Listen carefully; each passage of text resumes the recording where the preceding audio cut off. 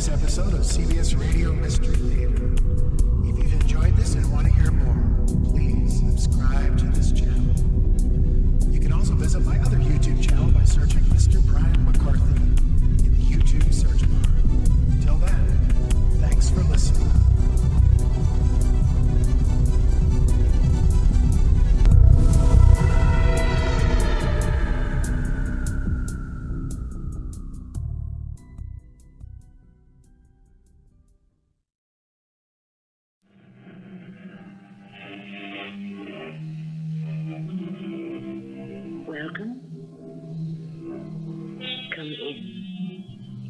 I'm Tammy Grimes.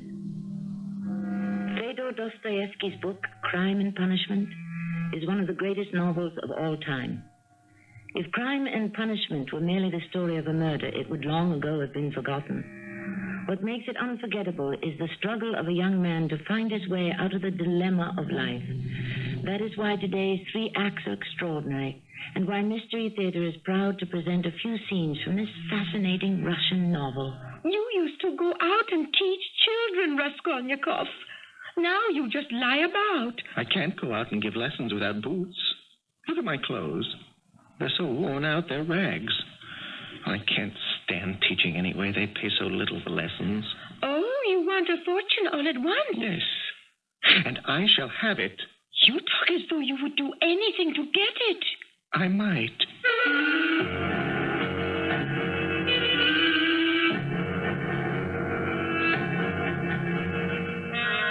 Our drama Scenes from a Murder, derived from Dostoyevsky's Crime and Punishment, was adapted for the Mystery Theater by G. Frederick Lewis and stars Russell Horton.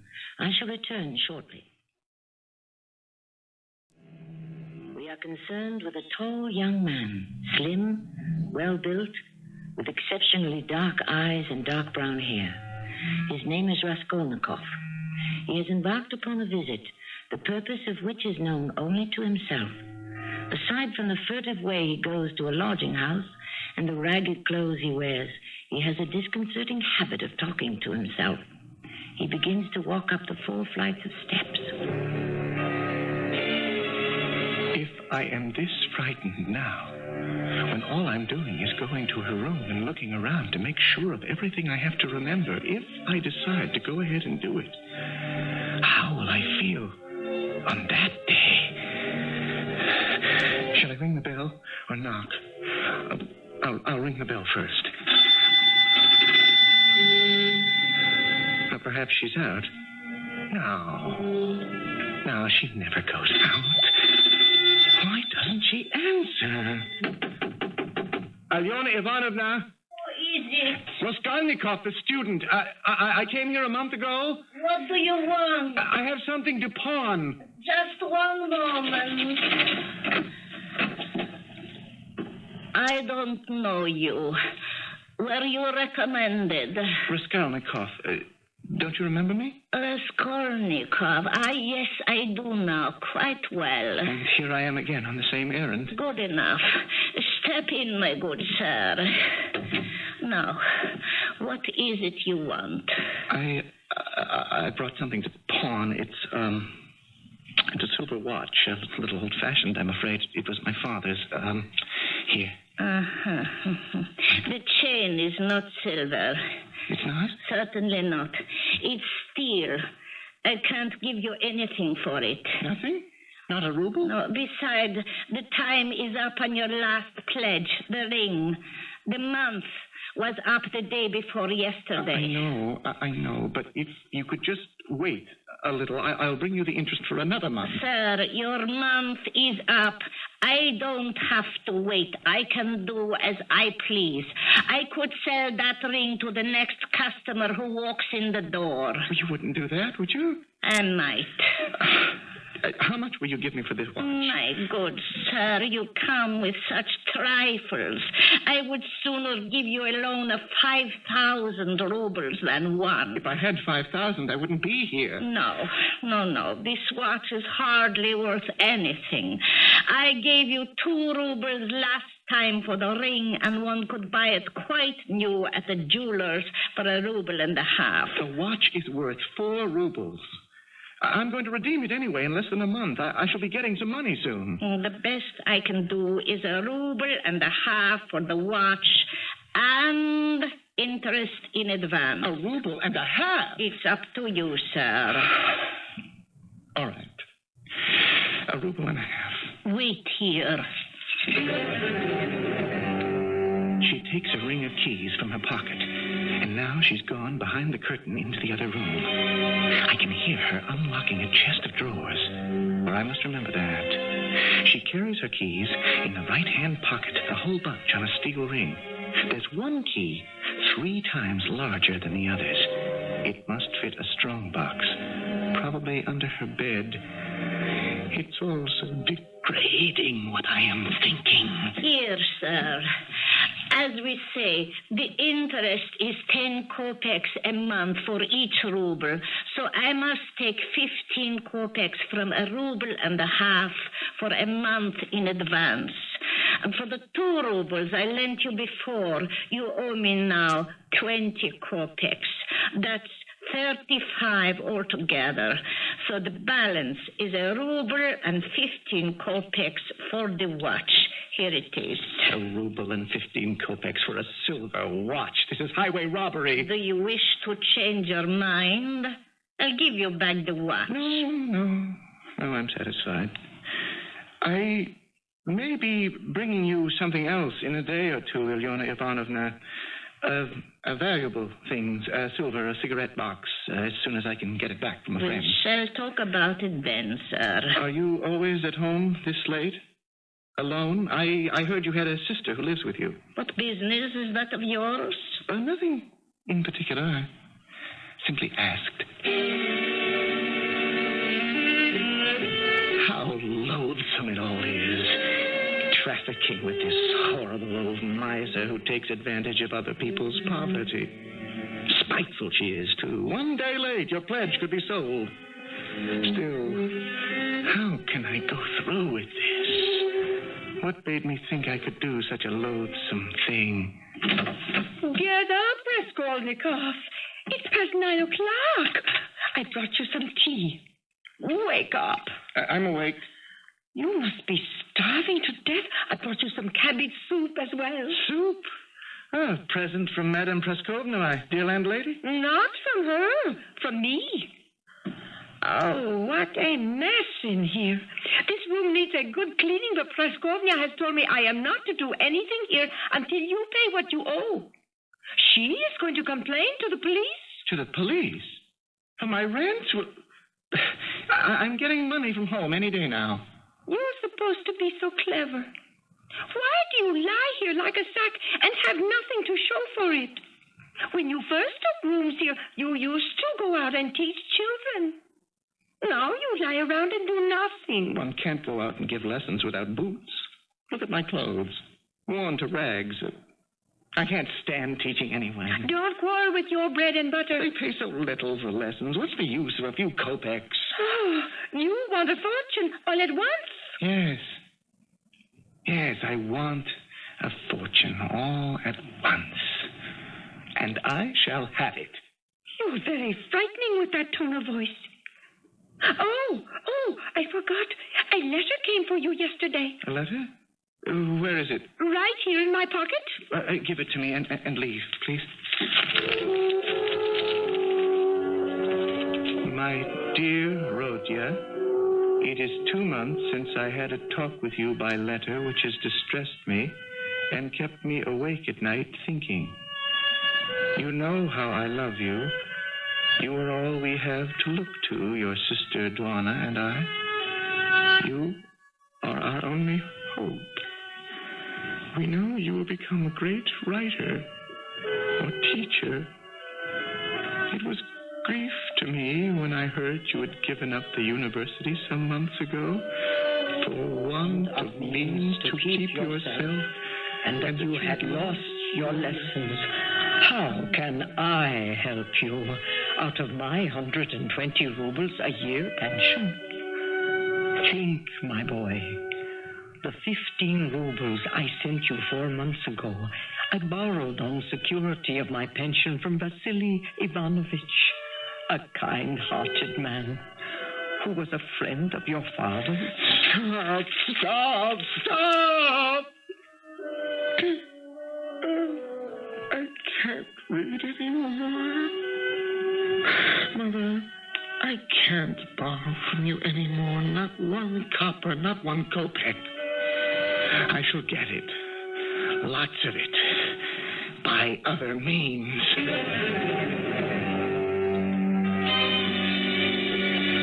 Fourth floor. The old Harpialione's on the fourth floor. The axe. I have it. If she cries out, will anyone below hear something? No. Probably not. This is her door.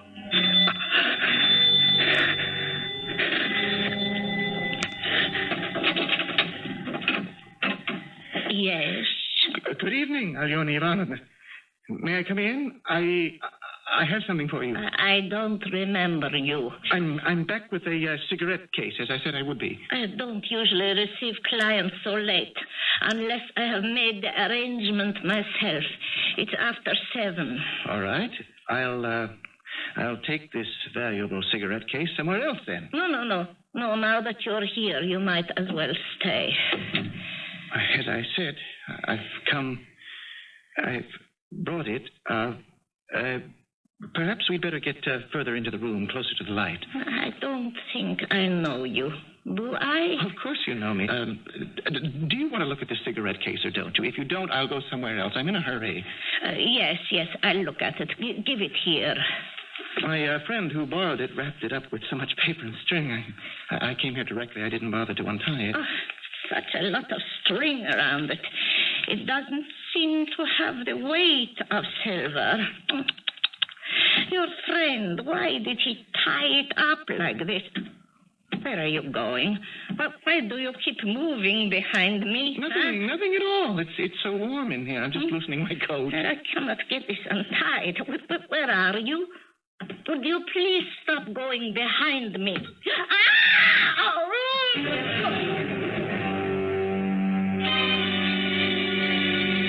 The blood. There's so much.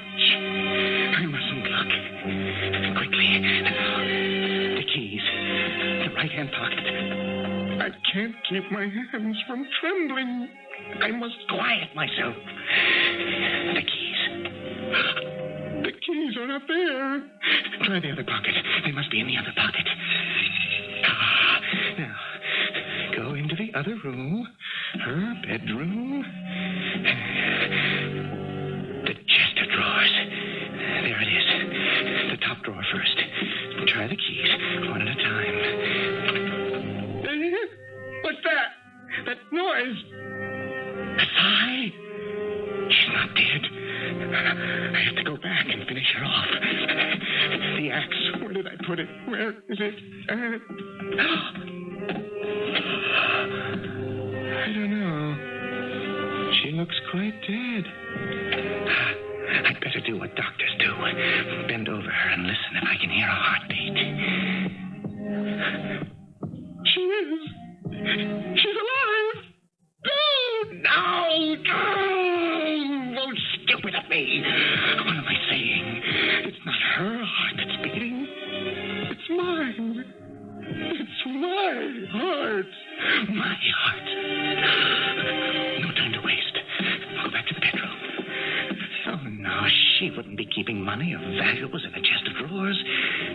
There's a big key, a strong box kind of key, probably under her bed. Just as I thought. I was right. A big box, covered in red leather and nail heads. Now, take the big, notched key.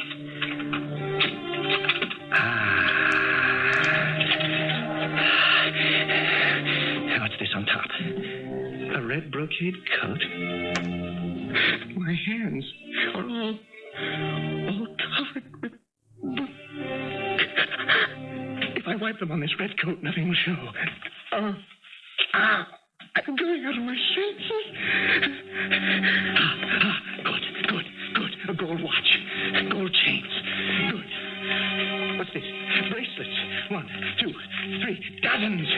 These packages must be full of things pawned. Into my coat pocket they go. One after the other. Oh, my Lord in heaven, sister, who killed you? Someone has come in. I'll have to take the axe to them also. Interrupted in one grisly death, Raskolnikov is about to kill again. As Dostoyevsky portrays this unfortunate student, he has a split personality, morose, gloomy and proud on the one hand, yet kind and noble on the other. At this point, we see Raskolnikov, axe in hand, convincing himself there is nothing he cannot accomplish, even another murder. I shall return shortly with Act 2. Act 2 of Scenes from a Murder finds Raskolnikov claiming his second victim, Lizaveta, the sister of the pawnbroker. In seconds, she lies dead on the floor. The student closes the door and hooks the chain over it so it cannot be opened from outside, and then stands behind the door, terrified. And none too soon, for a large man arrives from the 4th floor and sounds the bell. Hey! Young Ivanovna, open the door! Well, what's the trouble? Oh, hello, Coach. Hello yourself. Lizaveta Ivanovna! Hey, my beauty, open the door! No one answers? Oh, don't tell me there's nobody at home. Who the devil knows? Well, try the doorknob again, will you, Coach? I've almost broken it off. Who are you? How is it you know me? Fyodor Pestrakov. I'm a student. I beat you 3 times running at billiards at Gambrinus's. Oh, yes. I remember. Huh. So they're not at home, huh? That's queer and stupid. Where could that old woman have gone? I was hoping to pawn something to get some money. What I don't understand is why did Alonia tell me to be here at 8 sharp? The old witch fixed the time herself. Now, what the devil could she have gotten to? Well, I can't understand it either. I thought she never went out. She doesn't. Her sister runs all the errands. Aliona sits here from year's end to year's end. The old hag can hardly walk from room to room. Yeah, well, try the door again, huh? I give up. There's nothing to be done. We might as well go. No. Wait just a minute. Did you see how the door shakes when you pull it, huh? So? Well, that shows it's not locked, but fastens with a hook in the chain from the inside. What does that mean? Don't you see? That means that one of them must be inside at home. If they were both out, they would have locked the door from the outside with a key, not with a hook and a chain from the inside. That means they're in there, but they don't want to open the door. Oh, by heavens. You're right. What are they doing in there? She told me 8 o'clock sharp, definitely. There must be something wrong. You've been calling out, huh? Listen, I'll tell you what. Let's go fetch the porter. Let him wake the two of them up. I'm a student of law. There is a matter of evidence. You're absolutely right. We should.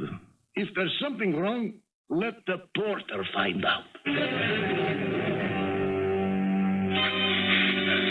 They've gone. I must get away. Chain! 3rd floor. How long is it going to take them to find the porter? Out the door, through the courtyard, into the street.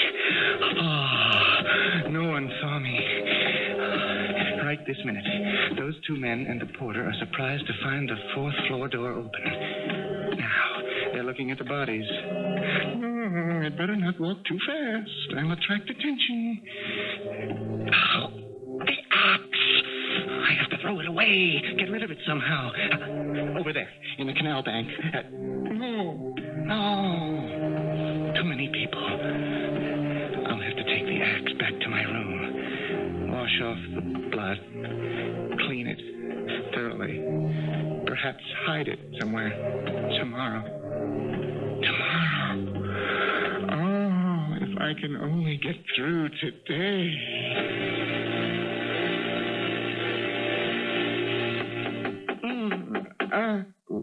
What is it? Where am I? Who is it? Who's there? Raskolnikov, are you dead or alive? Nastasia? Who do you think it is? The Empress herself? Just a moment, Nastasia. I'll open. Oh, I didn't realize there was someone with you. Look at you. What's the matter with you lying in bed fully dressed? This gentleman has a paper for you. A summons to the police office. You know where it is? I'm to go to the police? What for? How do I know? You are sent for, so you go. Open it and read it, then you'll find out. Yes, I will, yes. You are downright ill. You look more like a ghost than you ever did. I am going to bring you some tea. I have done my duty. Goodbye. I know the way out. It says here I'm to report at 9:30 in the morning. What time is it? 11. I'd better hurry. If I didn't know you had a fever, I'd say you were dead drunk. You had better stay in bed. I have some tea made. I'll bring it to you. I am going to the police station now. You will never be able even to get downstairs in your condition. I'm going anywhere. I want to get it over with. What over with? You don't even know why they sent for you. I know. Oh, I know. It's as if I'm being pulled by strings, like a puppet. I'm now walking to the police. How did they find out so quickly? Are there bloodstains on my clothes? I didn't even look to see. I'm going to confess anyway. It doesn't matter. Do I have the stolen things still in my pockets? No, I remember now hiding everything in a hole in the wall behind my bed. Suppose Nastasia goes to make my bed and finds them. But of course, they know already. It's cat and mouse. They want me out of my room so they can search. I don't care. I'll confess. Anything to get this all over with. What is it? I received this notice to appear at the police. It says 9:30. It is now noon. I only just received it. You're a student? Yes. Formerly a student. Next desk, the captain. Excuse me. Are you the captain? Am I at the right desk? What do you want? My name is Raskolnikov. I was summoned here by a notice. For the recovery of money due. Read that. Well, what is this again? Read it. I can see the words, but I don't understand. You are the student or the ex-student Raskolnikov. This writ is for the recovery of money, an IOU for 115 rubles, legally attested. The utter relief. I was here because of that old shrew, Madame Praskovna, the landlady, for the rent money I owed her. Nastasia had warned me. I feel like singing. But I also feel as if I'm going to faint. Are you listening, Raskolnikov? Do you hear me? Yes, Captain. You must either pay this IOU with all expenses, costs, and so on, or give a written declaration when you can pay it. Excuse me, Captain. I am at present a poor student, sick and shattered by poverty. I have no money, but I have a mother and a sister who will send it to me, and they will pay what I owe. I have been living in this woman's house for 3 years. Now, in the beginning, I foolishly promised to marry her daughter. Indeed, I liked her, though I was not in love with her. So, in those days, Madame Praskovna gave me credit freely. All those affecting details are no business of ours. Your love affairs and tragic events, we have nothing to do with that. Here is a form declaration. It says you cannot pay, that you undertake to do so at a future date, and that you won't leave Moscow nor sell your property, and so forth and so forth. Sign here. Yes. What? Sign what? Yes. What is the matter with you? How are you going to sign your name when you can hardly hold a pen? Are you ill? Yes, I feel giddy. Give me a minute to collect myself. Will you do that? I feel as if a nail is being driven into my skull. Why don't I tell the captain everything that happened yesterday and then go with her to my lodgings and show her what I stole? My sight is clear again. The captain has turned away and is talking to the clerk. What is she saying? I tell you, they'll both be released. Approach the businessman and Bestraka the student. To begin with, the whole story contradicts itself. But how do you explain, Captain? They knocked on the door. The door was locked. 3 minutes later, when they went with the porter, the door was unlocked. The murderer was in there the whole time.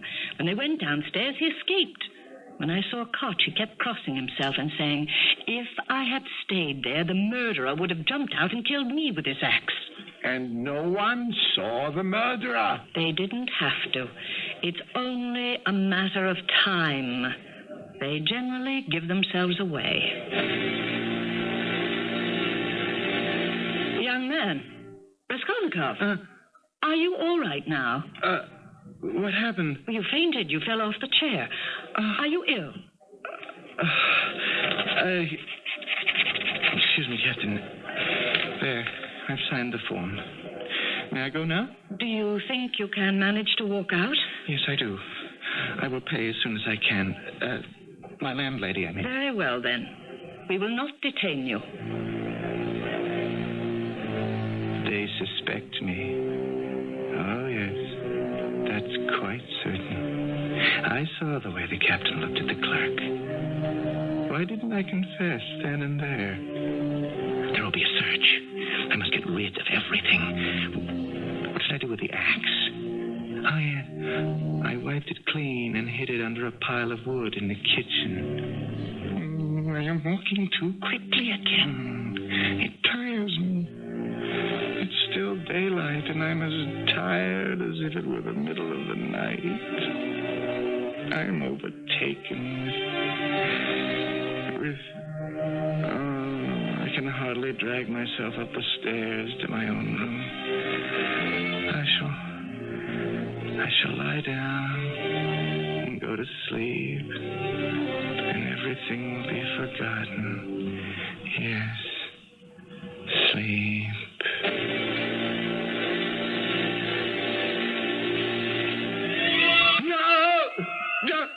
Don't do it! Captain! Stop! You're killing her! Stop it! Raskolnikov! What's the matter? I could hear you screaming right through the house. Oh, Nastasia, are you all right? I'm glad you escaped. Why were the police beating Madame, the landlady? Madame Praskovnia? Who did such a thing? Well, just now. Half an hour ago, I could hear them. The police, I recognized the captain's voice. She was beating the Madame. Why was she doing that? You were having a nightmare. You've eaten nothing since yesterday. You were walking about all day shaking with fever. You didn't hear the Madame groaning and weeping? Nastasia, you didn't hear that? Nastasia, why don't you answer me? It's the blood. Blood? What blood? It is the blood crying in your ears. When there's no outlet for it, it gets clotted and you begin imagining things. Now, will you take some soup? It's still hot. Nastasia, if I believe things that didn't happen, am I getting weak in the head? Believe me, it was a bad dream you had. That's all. A very bad dream. What Dostoyevsky set out to do in his account of the crime and the punishment of the student Raskolnikov, he described to his publisher as a psychological account of a young man submitting to strange and incomplete ideas. That the young man would die 1,000 self-inflicted deaths. That the legal punishment inflicted for a crime intimidates a criminal far less than lawmakers think, because he himself morally demands it. I shall return shortly with Act 3. As though driven by the furies, the student Raskolnikov is haunted day and night by his crime. He stuffs his pockets with all the pawned gold and jewelry to hide somewhere, not for the future, but to be completely rid of, as if to wash the blood from his hands. But wherever he goes, the canal, the river Neva, he believes people are watching him. At last, at the end of a deserted alley, he pries up a heavy stone, and under it buries unforgiving memories. It's It's done. No one will even think to look there. That stone's been lying there since the houses were built 100 years ago. It's all over. But I don't understand myself. To have done this filthy, degrading act and to throw away what I might have sold or used. I shall get well now. No more worries. But what if I never get well again? Oh, Lord, how sick I am of everything. Footsteps behind me. Am I being followed? I'll walk into this doorway as if I'm looking for a name on a mailbox. That person in the uniform who walked by. A woman. Who is it? Of course. The captain of the police. She's following me. Am I suspected? Or is it a coincidence? I can't trust myself anymore. You are Serge Nikolai. Yes, Captain. Yes. You are a house painter by profession? Yes, Captain, for 30 years. I show you these earrings. Your deposition claims you found them in the street shortly after 8 o'clock on the night of the 12th. That is true, Captain. You had finished painting for the day in the house where Alyona Ivanovna and her sister were murdered. So I have been told, Captain. Were you or were you not painting a room on a floor below that occupied by the murdered ladies? 2 floors below, yes, Captain, but I didn't know anything about it. I left before everything started happening. I was told... So, on your way down the street, you picked up from the street these gold earrings which have been identified as property pawned with Alyona Ivanovna, and you sold the earrings at the tavern for vodka. Yes, Captain. You knew the earrings did not belong to you. Yes. Nevertheless, you sold them. Well, I assumed that somebody had dropped them, and if I found them, they became mine. When we searched your house, we found also a gold watch. Do you own a gold watch? No, Captain. I found that watch also a little further down that same street. Shortly after 8 o'clock on the night the pawnbroker and her sister were killed. I suppose so. What's that? I said I suppose so. Nikolai, do you know this constitutes circumstantial evidence against you? I didn't know it was against the law to keep things one found in the street. It is against the law to kill 2 women using an axe, which we have not yet found, but we will. The evidence is overwhelmingly in your disfavor, Serge Nikolai. You'll be returned to your cell and held on suspicion of murder.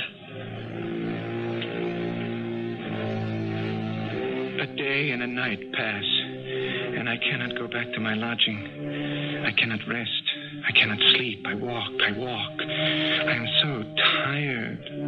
But how can I lie down in the streets? What is most shameful to me is being stupid.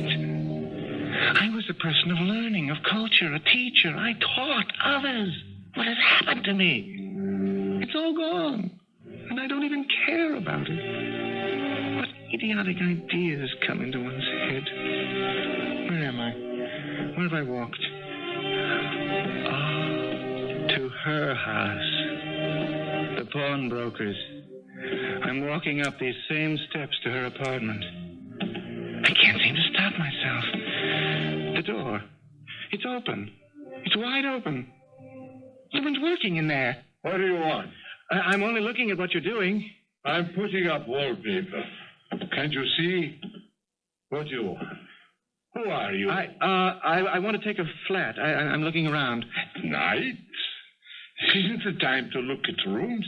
Oh, I noticed that the floors have been washed. Are they going to be painted? What are you talking about?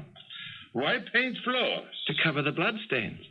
What bloodstain? The old woman and her sister were murdered here. Right where you're standing was a perfect pool of blood. What is this? Are you from the police?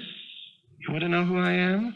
Yeah. I am Rodion Romanich Raskolnikov, formerly a student, formerly a teacher. I live at Madame Praskovna's, not far from here, flat number 14. Sir, if I were you, I'd go straight to the police station. That's what I would do.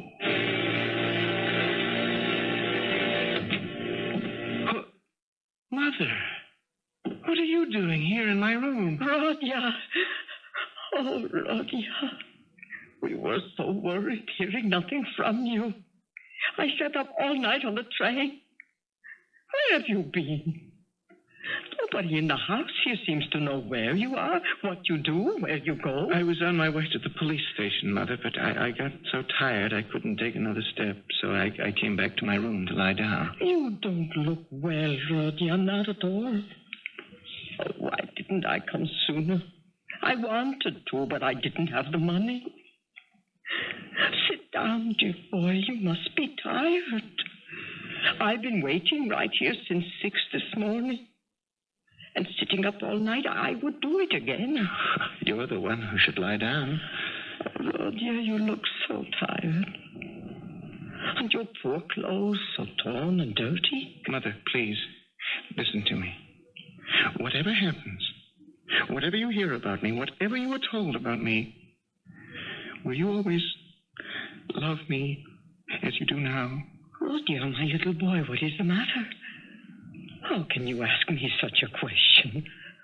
Who will tell me anything about you? I want you to know that I have always loved you, Mother. You must believe that your son loves you now more than himself, and that all you thought about me, that I was unfeeling and cruel, that I didn't care about you, was all a mistake. What are you saying, child? I wanted to do big things, and suddenly it came down to mere existence. There was no food except what good Natasha brought me. My clothes, who would hire a tutor looking like this? Shirt, jacket torn. My life became torn also. Just as disreputable as the way I look. I don't know what is wrong with you, Rodya. Not hearing one word from you in months. Oh, I can see there is a great sorrow in store for you, and that is why you are so miserable. I've given up, Mother. I've been running away, but it's from myself. And I can't run from myself any longer. I must go. Goodbye, Mother. Where are you going? Can't you tell me? Someone will come here to tell you. I promise you. I will have them send someone. Who? I can't say. I must go now. And I can't come with you? No, you cannot. But kneel down and pray to God for me. Your prayers perhaps will reach him.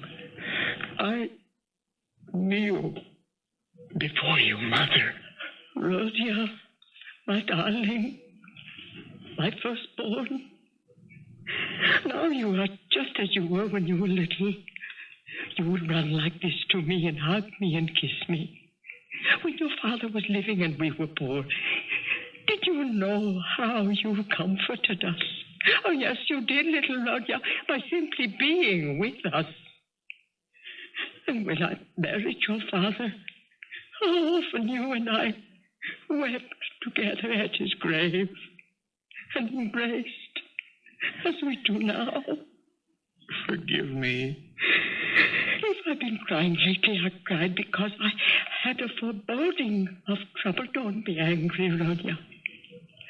I don't dare question you. I know I mustn't. Only say 2 words to me. Is it far where you are going? Very far. What awaits you there?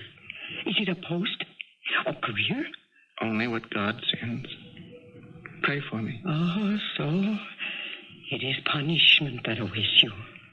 Yes. I don't believe for one instant you could have done anything wrong. It's surely all a mistake, but you feel you must pay for it. Is that it? Who can say? Perhaps I committed a crime. That I would never believe. You are not capable of anything evil. How could you ever commit a crime? Crime? What crime? That I killed a vile, noxious insect? An old pawnbroker of use to no one? Killing her was an atonement for 40 sins. She was sucking the life out of the poor. Did I do it simply to obtain money so I could be of use? To live, to write, to teach, to be an example to others? I've forgotten. I wanted to do good, to make up for that one piece of stupidity. Everything is stupid when it fails.